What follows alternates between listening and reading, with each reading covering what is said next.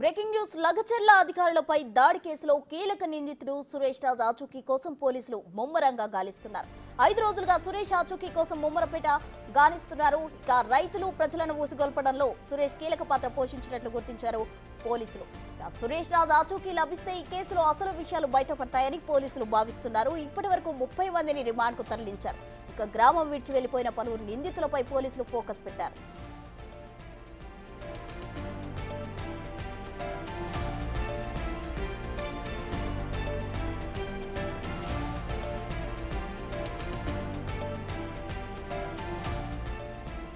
అధికారులపై జరిగిన దాడి ముమ్మాటికి రాజకీయ కోణంలోనే జరిగుంటుందని పోలీసులు భావిస్తున్నారు. కేసులో మాజీ ఎమ్మెల్యే A1గా పట్నం నరేందర్ రెడ్డిని నమోదు చేసిన పోలీసులు కుట్రలో కీలక నేతలు ఎవరున్నారనే విషయంపై దర్యాప్తు చేస్తున్నారు.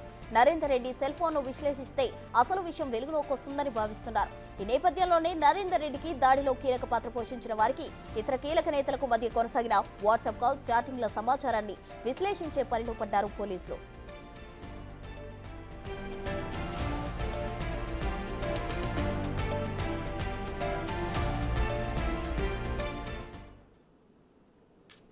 లగచర్ల అధికారులపై దాడి కేసుకు సంబంధించి నిందితుడు సురేష్ ఆచూకీ కోసం పోలీసులు ముమ్మరంగా గాలిస్తున్నారు. దీనికి సంబంధించి మరిన్ని వివరాలు మా ప్రతినిధి రానా ప్రతాప్ అందిస్తారు. రానా, చెప్పండి. అయితే 5 రోజులుగా అయితే పోలీసులు గాలిస్తున్న పరిస్థితి ఉంది. ఇంకా కొంతమంది నిందితులు కూడా పరారైన పరిస్థితి. వీరందరినీ ఎప్పటిలోగా అదుపులోకి తీసుకునే అవకాశం ఉంది? అసలు ఈ కేసు ఏ మలుపు తిరగబోతుంది? పూర్తి వివరాలేంటి? 30 మందిని ఇప్పుడు ఐడెంటిఫై చేశారు పోలీసులు. వారినందరూ కూడా రిమాండ్కి తరలించారు. మొన్న 10 మందిని కూడా అరెస్ట్ చేశారు కాబట్టి వారి నుంచి కీలకమైనటువంటి స్టేట్మెంట్ని పోలీసులు రికార్డు చేసినటువంటి నేపథ్యం మీద కనపడుతుంది. ఈ కుట్రలో పాల్గొనడానికి మిమ్మల్ని ప్రేరేపించింది ఎవరు?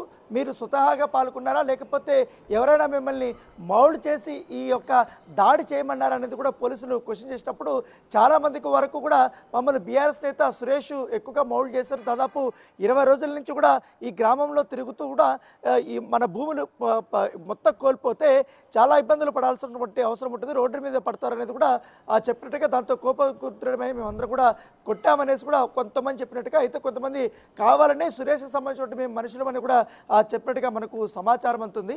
అయితే ఇది అన్ని కోణాల్లో కూడా విచారణ చేపట్టాలి కాబట్టి మెయిన్, ఎందుకంటే ఇప్పటి వరకు కూడా స్పెక్యులేషన్స్ నడుస్తున్నాయి. ఎందుకంటే ఇప్పుడు ఆల్రెడీ రిమాండ్లో చాలామంది ఉన్నారు. దాదాపు కొత్త దీనికి సంబంధించిన ముఖాలంతా కూడా బయటకు వస్తున్నాయి. చాలా వరకు కూడా వీడియోలో కానీ ఫోటోల్లో కానీ ఇవంతా కూడా ఐడెంటిఫై చేశారు పోలీసులు. కొంతమంది వీడియోలకి ఫోటోలకి దొరకకుండా కొంతమంది చాలా వరకు కూడా దాడులు చేశారు. సో వాళ్ళని ఐడెంటిఫై చేసే విధంగా కూడా పోలీసులు ఇప్పటికే ఈ దొరికినటువంటి వాళ్ళందరూ కూడా ఆ రోజు నిజంగానే ఎంతమంది ఆ దాడిలో పాల్గొన్నారు, ఎంతమంది వెళ్దాం అనుకున్నారు, ఎంతమంది మధ్యలో ఆగిపోయారు, ఎంతమంది అక్కడ దాడి చేశారన్న దానిపై కూడా పూర్తిగా ఇప్పటికే ఇన్ఫర్మేషన్ అనేది లాగినటువంటి నేపథ్యం కనపడుతుంది. సురేష్కి సంబంధించి ఆచూకీ కోసం పోలీసులు ఇప్పటికే 5 రోజుల నుంచి గాలిస్తున్నారు. అయితే ఈ సంఘటన జరిగిన తర్వాత సురేష్ సిటీ దాటి పారిపోయాడు. పారిపోవడానికి ఎవరైతే పట్నం నరేందర్ రెడ్డి హెల్ప్ చేసినట్టుగా తెలుస్తుంది. అతని అనుచరులు కూడా అతనికి పారిపోవడానికి హెల్ప్ చేసినట్టుగా పోలీసులు అనుమానిస్తున్నటువంటి నేపథ్యంలో ఇప్పుడు పట్నం నరేందర్ రెడ్డికి సంబంధించిన సన్నిహితులు ఎవరైతే ఉన్నారో వారిని కూడా క్వశ్చన్ చేయాలని కూడా పోలీసులు భావిస్తున్నటువంటి నేపథ్యం అయితే కనపడుతుంది. సురేష్కి సంబంధించినటువంటి ఫోన్ కూడా ఇప్పుడు ఎక్కడ లేదు. ఎందుకంటే ఫోన్ ఎక్కడ పడేసాడు, లేకపోతే దాచిపెట్టాడు. ఎందుకంటే లొకేషన్ మాత్రం చూపించట్లేదు, ఫోన్ స్విచ్ ఆఫ్ అయిపోయింది. IMEI నెంబర్ నుంచి కూడా లొకేషన్ ట్రేస్ చేద్దామని కూడా కష్టతరమైనటువంటి పరిస్థితి అయితే కనపడుతుంది. సో ఇప్పుడు సురేష్ ఎక్కడ దాక్కున్నాడు? నిజంగానే దేశం విడిచి వెళ్ళిపోయాడా, లేకపోతే ఇండియాలోనే ఉన్నాడా, ఇండియాలో ఉంటే గోవాలో ఏమైనా ఉన్నాడా అనే దానిపై కూడా పోలీసులు ఆరా తీస్తున్నారు. ఎందుకంటే ఇలాంటి సంఘటనలు జరిగినప్పుడు రెగ్యులర్గా సురేష్ దుబాయ్కి కూడా వెళ్తుంటాడనేసి కూడా పోలీసులు అనుమానిస్తున్న నేపథ్యంలో దుబాయ్కి ఏమైనా చెక్ చేశాడా అనే దానిపై కూడా పోలీసులు ఆరా తీస్తున్న నేపథ్యం ఇప్పటికే 4 బృందాలు సురేష్ కోసం ఈ యొక్క గాలింపు చర్యలు చేపట్టారు కాబట్టి త్వరలోనే మేము పట్టుకుంటామనేసి కూడా చెప్తున్నారు. దాంతోపాటు ఇంకా చాలామంది 20 మంది 30 మంది దాకా కూడా ఈ కుట్రలో భాగస్వాములు అయ్యారు. వాళ్ళ కోసం కూడా ఇప్పుడు గాలింపు చర్యలు చేపడుతున్నటువంటి నేపథ్యం కనపడుతుంది. దాంతోపాటు ఈ లగచర్ల కానీ ఈ దాంతోపాటు రోటిపేట తాండా కానీ ఎక్కువగా ఇన్వాల్వ్ అయినటువంటి మనుషులు వాళ్ళు ఉన్నారు కాబట్టి వారి కుటుంబ సభ్యులు వీళ్ళందరూ కూడా పోలీసులు వివరాలు సేకరిస్తున్నారు. అంటే ఎక్కడికి వెళ్ళారు, ఏం చెప్పారు, ఎప్పుడు వెళ్ళారు అనే దానిపై కూడా ఇప్పటికే పూర్తి స్థాయిలో ఇన్ఫర్మేషన్ తీసుకున్నట్టుగా మనకు సమాచారం అవుతుంది.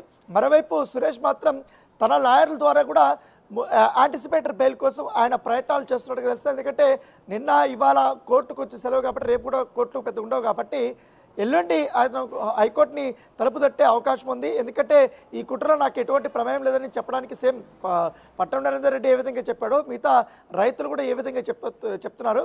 సురేష్ కూడా సేమ్ కార్డును ప్లే చేయడానికి ప్రయత్నిస్తున్నారంటూ కూడా ఇప్పటికే కాంగ్రెస్ పార్టీకి సంబంధించిన శ్రేణులు కూడా చెప్తున్న నేపథ్యంలో ఎందుకంటే చాలా స్పష్టమైపోయింది సురేష్కి పట్నం నరేందర్ రెడ్డికి ఉన్నటువంటి బాంధవ్యము అంతా కూడా ఈ యొక్క కుట్రకు సంబంధించిన అన్ని డీటెయిల్స్ కూడా అక్కడ బట్టబయలైనటువంటి నేపథ్యంలో దాంతోపాటు పట్నం నరేందర్ రెడ్డికి సంబంధించిన వీడియోలు కూడా బయటపడినటువంటి పరిస్థితుల్లో ఇది ఖచ్చితంగా కుట్ర చేశారు అనేది కూడా పోలీసులు కూడా నమ్ముతున్నారు. సో దానికి తగ్గట్లుగానే అనేక మందిని చాలా మందిని అక్కడ ఉన్నటువంటి ప్రత్యక్ష సాక్షులు ఉన్నారు, లేకపోతే దాంట్లో పాల్గొన్నటువంటి వారు ఉన్నారు, స్టేట్మెంట్ ఇచ్చినటువంటి వాళ్ళందరి దగ్గర కూడా వివరాలు సేకరించారు. కాబట్టి దాని తగ్గట్టుగానే ఫర్దర్గా యాక్షన్ ప్లాన్ ఉండబోతున్నట్టుగా తెలుసు. ఎందుకంటే ఈ ఇప్పుడు అరెస్ట్ అయినటువంటి వాళ్ళందరూ కూడా రిమాండ్ జీవితం అనిపిస్తున్నటువంటి వారందరూ కూడా నాన్ బెయిలబుల్ కేసుల్లో ఉన్నారు. సో చాలా కష్టతరమైనటువంటి సెక్షన్స్ అన్ని కూడా పెట్టారు. సో బెయిల్ దొరికే అవకాశం ఉండదు ఇప్పట్లో. సో ఈ నేపథ్యంలో ఖచ్చితంగా సురేష్ అనేది చాలా ఇంపార్టెంట్ కాబట్టి ఆయన పట్టుకుంటే ఈ కుట్రలో ఇంకా ఎవరెవరు ఇన్వాల్వ్ అయి ఉన్నారని తరపు కూడా పూర్తి విషయాలు అనేది బయటకు వస్తారని చెప్తున్నారు. ఎందుకంటే ఈ కేసుని పర్టికులర్గా ముఖ్యంగా అడిషనల్ డీజీపీ అయినటువంటి మహేష్ భగత్ కానీ, ఐజీ సత్యనారాయణ కానీ, నారాయణ రెడ్డి ఎస్పీ కానీ వీళ్ళందరూ కూడా ఎప్పటికప్పుడు సమీక్షించుకుంటున్నారు. ఎవరెవరు అరెస్ట్ అవుతున్నారు, వాళ్ళ ఇన్వాల్వ్మెంట్ ఉంది, లేకపోతే ఎక్కడైనా సంబంధం లేని వ్యక్తులు ఎవరైనా పోలీసులు అరెస్ట్ చేస్తున్నారు లేదా తరపు కూడా వీళ్ళు ఎప్పటికప్పుడు సమీక్షించుకుంటున్నారు, ఆరా తీస్తున్నారు. సంబంధం లేనటువంటి వాళ్ళు ఎవరైనా ఉంటే మాత్రం వాళ్ళ స్టేట్మెంట్ తీసుకొని వాళ్ళని పంపించేస్తున్నటువంటి పడితే ఎవరైతే ఇన్వాల్వ్ అయినారో వాళ్ళు మాత్రమే అరెస్ట్ చేయడం అనేది కూడా చాలా క్లియర్గా రాష్ట్ర ప్రభుత్వం వారికి ఆదేశించిన నేపథ్యంలో దానికి తగ్గట్టుగానే ఇప్పుడు చర్యలు తీసుకుంటున్నారు. సో మిగతా వాళ్ళందరూ కూడా దొరికితే మాత్రం వాళ్ళు ఇచ్చే స్టేట్మెంట్ ఆధారంగా ఫర్దర్గా ఎలాంటి యాక్షన్ తీసుకోవాలన్న దానిపై కూడా పోలీసులు ఆలోచిస్తున్నటువంటి నేపథ్యం అయితే కనపడుతుంది. సో ప్రస్తుతం అయితే కలెక్టర్ కానీ అలాగే కడా చైర్మన్ కానీ వీళ్ళందరూ కూడా వారికి సంబంధించిన ఆ రోజు ఏం జరిగిందనే దానిపై కూడా పోలీసులకి వాళ్ళు స్టేట్మెంట్ ఇచ్చారు. దాన్ని బేస్ చేసుకొని ఇంకా కొన్ని ఏరియాల్లో సీసీ కెమెరాలు అనేది మండలాల్లో ఉండాలి, కానీ అవి కూడా పనిచేయట్లేదు కాబట్టి సో దాన్ని కూడా ఆలోచిస్తున్నారు. సో సురేష్ గత నెల రోజుల నుంచి ఉన్నటువంటి ఎక్కడెక్కడ తిరిగాడు ఏంటి ఎవరెవరు మాట్లాడేదో కూడా ఒక ఐడియా వచ్చింది కాబట్టి పోలీసులకి ఇప్పుడు ఖచ్చితంగా ఈ 2 రోజుల్లోనే సురేష్ని మేము పట్టుకుంటామనేసి కూడా పోలీసులు చెప్తున్నటువంటి పరిస్థితి. రానా, అయితే ఇప్పటి వరకు మొత్తం ఎంతమందిని రిమాండ్కు తరలించారు? ఇప్పటి వరకు అయితే దాదాపు 30 మందిని రిమాండ్కి తరలించారు. ఎందుకంటే మొన్న 10 మందిని, తర్వాత ఫస్ట్ రోజు 16 మందిని, తర్వాత మరుసటి రోజు 4 తర్వాత పట్నం నరేందర్ రెడ్డితో పాటు దాదాపు 31. సో ఇంకా కొంతమంది అదుపులో తీసుకున్నటువంటి కొంతమంది ఉన్నారు కాబట్టి వాళ్ళ ప్రమేయం ఎంతవరకు ఉందనేది ఒక విచారణలో తెలుస్తుంది. కాబట్టి దాంట్లో నిజంగానే వాళ్ళు పాల్గొన్నారు, కుట్రలో భాగమయ్యారని తెలిసి మాత్రం వాళ్ళలో కూడా కొంతమందిని అరెస్ట్ చేసి వాళ్ళ రిమాండ్ చేసే అవకాశం ఉంది. కాబట్టి దానికి తోడు ఎల్లుండి ఇంకా కొంతమంది లగచర్లకు సంబంధించిన రైతులు కానీ పట్నం నరేందర్ రెడ్డి కానీ వీళ్ళందరూ కూడా బెయిల్ కోసం పిటిషన్ వేశారు.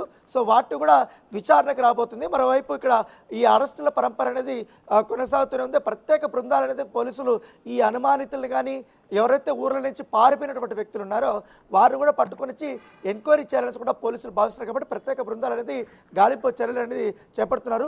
సో ఎప్పటికెప్పుడు ఏం జరుగుతుందనే దానిపై జిల్లా కలెక్టర్కి నివేదిక ఇస్తున్నారు పోలీసులు. దాంతోపాటు ఐజీకి అలాగే అడిషనల్ డీసీపీకి కూడా ఏం జరుగుతుంది, ఇన్వెస్టిగేషన్ ఎట్లా జరుగుతుంది, ఎవరో అదుపులో తీసుకున్నటువంటి పూర్తి వివరాలతో కూడా పోలీసులు ఎప్పటికప్పుడు ఆయనతో పంచుకున్నట్టుగా మనకు సమాచారం అవుతుంది. మరోవైపు నిన్న చూసాం పరిగి సబ్ జైల్లో ఉన్నటువంటి 20 మంది రైతులు ఎవరైతే అక్యూజ్డ్ ఉన్నారో వాళ్ళందరూ కూడా సంగారెడ్డి జైలుకు కూడా తరలించారు. సో ఎందుకంటే అక్కడ ములాఖతులు అనేది ఎక్కువ అయిపోయింది. ఎందుకంటే లోకల్ కాబట్టి ప్రతి ఒక్కరు వచ్చి ఒక్కొక్కరిని కలవాలనేసి కూడా చాలా మంది ములాఖతులకి రిక్వెస్ట్లు పెడుతున్న నేపథ్యంలో అక్కడ చాలా ఇబ్బంది. ఎందుకంటే ఇన్వెస్టిగేషన్ జరుగుతున్నప్పుడు ములాఖతులకు వచ్చినటువంటి వారందరూ కూడా ఈ యొక్క అక్యూజ్డ్ని ప్రభావితం చేసే అవకాశం ఉందని కూడా పోలీసులు భావిస్తున్నారు. కాబట్టి దాని తగ్గట్టుగా ఇప్పుడు సంగారెడ్డి జైలుకి కూడా వారిని తరలించారు. సో మిగతా వాళ్ళని కూడా ఇప్పుడు ఇవాళ కూడా అరెస్ట్ చేసే అవకాశం ఉంది. కాబట్టి ఇవాళ ఎంతమందిని అరెస్ట్ చూపిస్తారనేది కూడా వేచి చూడాల్సిన అవసరం ఉంది.